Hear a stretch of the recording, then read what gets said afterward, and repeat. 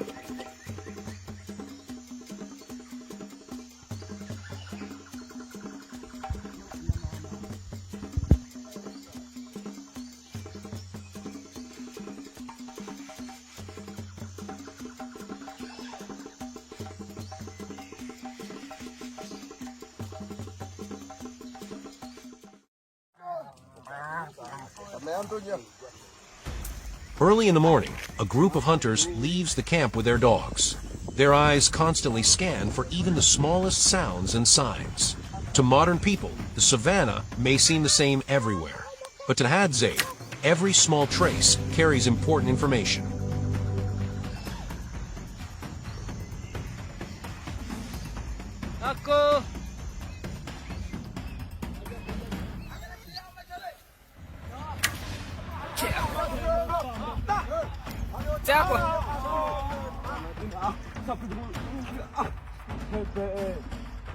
They move slowly, making almost no sound.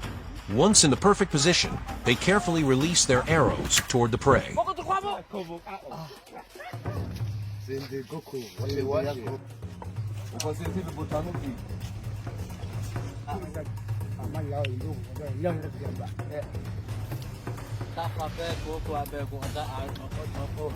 A footprint pressed into the sand, a patch of flattened grass, a freshly broken branch.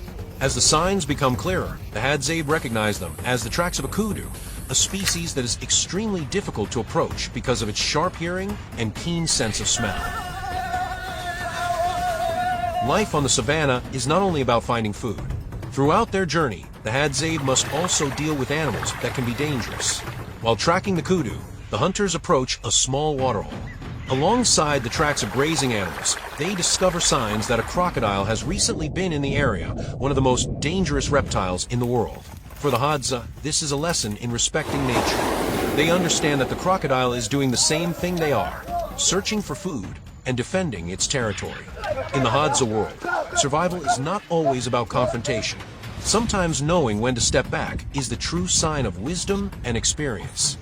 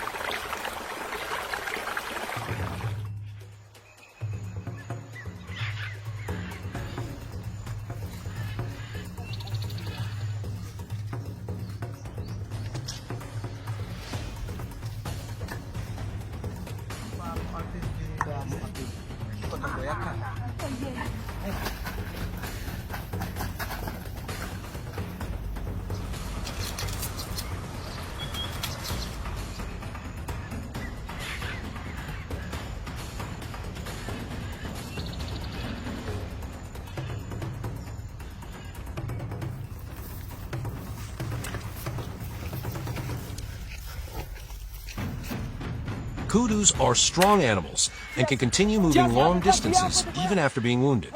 For that reason, the hunters continue tracking the animal, patiently following the signs it leaves behind. Under the increasingly intense sun, the hunt becomes not only a test of skill, but also of endurance.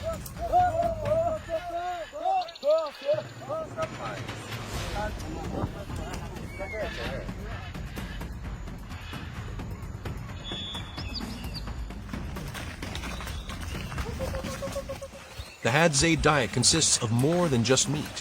One of their favorite foods is honey. After traveling a considerable distance, they stop beside a large baobab tree. High on the trunk is a beehive.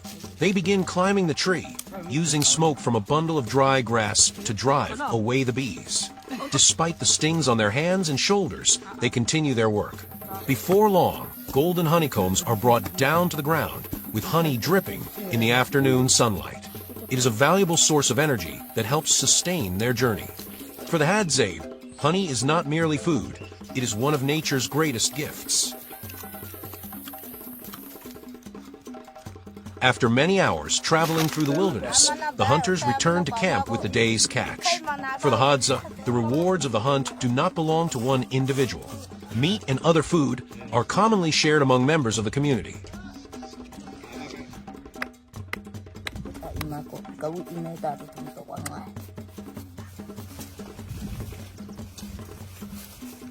Other members quickly gather around the prey. Food preparation is simple but effective. The meat is divided into portions before being roasted over the fire or cooked with vegetables and roots. This is also the time when everyone gathers together after a day spent searching for food. Meals like these play an important role in maintaining the unity of the Hadza community. For them, every hunt, every meal, and every passing day is tied to cooperation and sharing.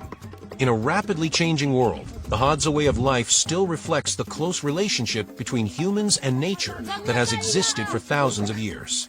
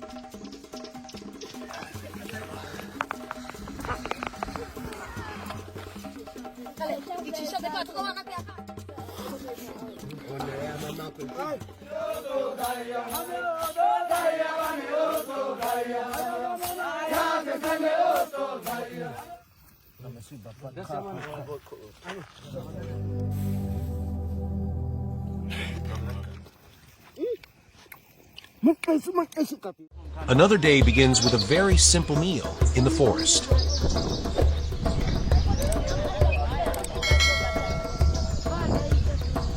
A pot of flour is cooked over the fire.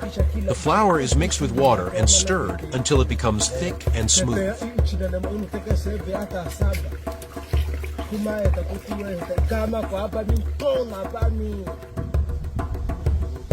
This is ugali, an important source of carbohydrates that gives the Hadza energy before long hours of walking.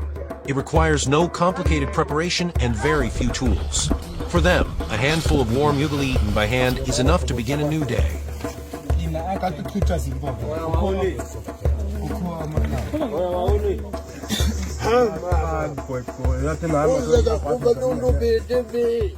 After breakfast, the men pick up their bows one by one and set out. The sight of them entering the forest is always quiet. There are no machines, no vehicles, only footsteps, dry leaves, and the sound of wind passing through the bushes.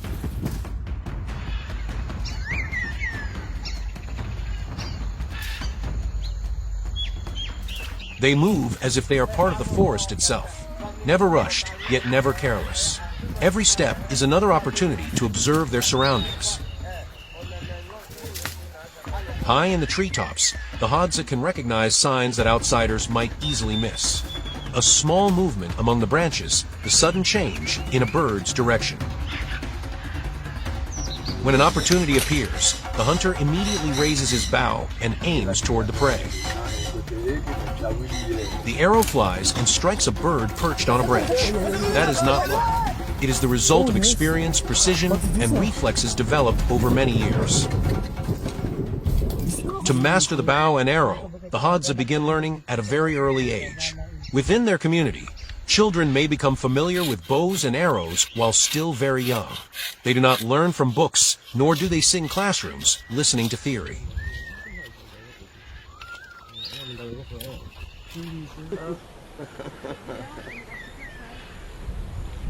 They learn by watching adults, imitating each movement, and then practicing repeatedly on their own.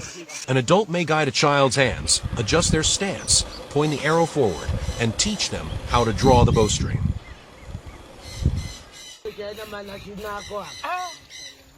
These lessons have no blackboards and no grades, yet they are among the most important lessons in their environment. Through knowledge and experience, they can recognize the presence of antelope. They read the ground as if it were an open book. When they locate the prey, they quickly spread out, lower their bodies, move silently, and advance toward the animal.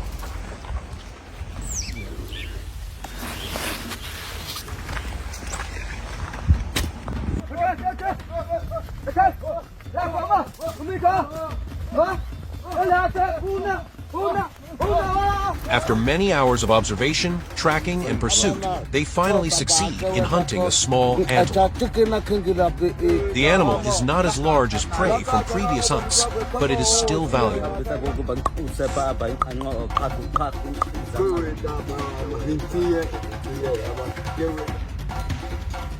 They stop to rest at a familiar rock shelter where the hunting group has paused during many journeys before. Places like this are not permanent homes, but they are landmarks in memory.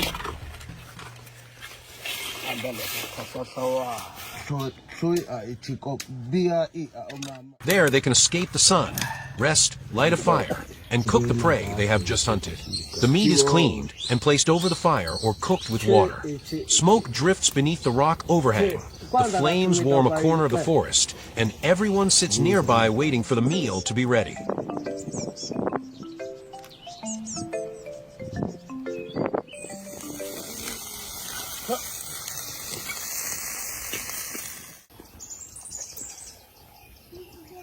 During these moments of waiting, they talk. Hadza stories do not require a stage or recording devices. They unfold beside the fire, amid the smell of smoke and cooking meat.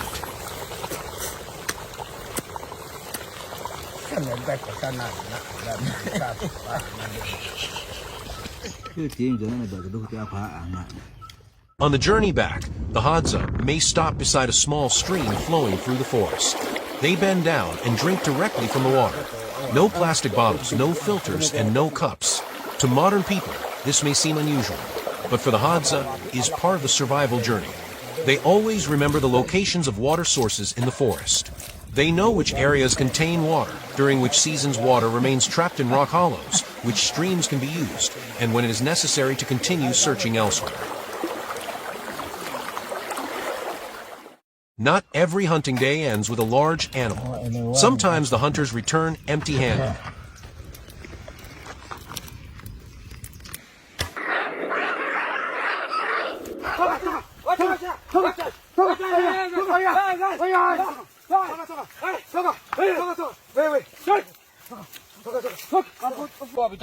But this does not disrupt the rhythm of their lives. For the Hadza, hunting has never been a certainty. Some days nature offers opportunities, and on other days people must simply accept that today was not a fortunate day.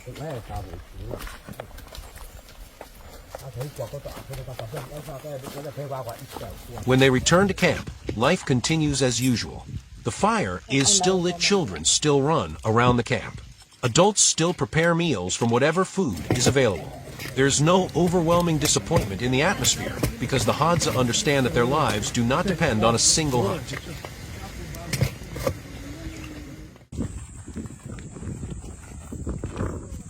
That is also when the role of Hadza women becomes especially important. While the men enter the forest to hunt, the women often search for other food sources such as wild tubers, forest fruits, seeds, baobab, and seasonal edible plants. These foods may not be as impressive as hunted meat, but they are an essential part of helping the group maintain energy day after day.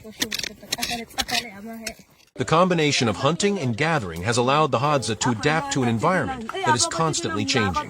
When a hunt succeeds, the camp gains meat. When a hunt fails, other food sources from the forest remain available. No one can completely control nature, but they know how not to place their entire survival on a single opportunity.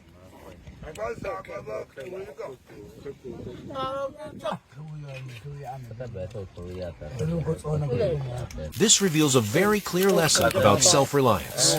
Self-reliance does not mean always hunting a large animal. Self-reliance means accepting unlucky days, making use of what is available, and relying on the skills of the entire community to continue living. It is this calm acceptance that has helped them survive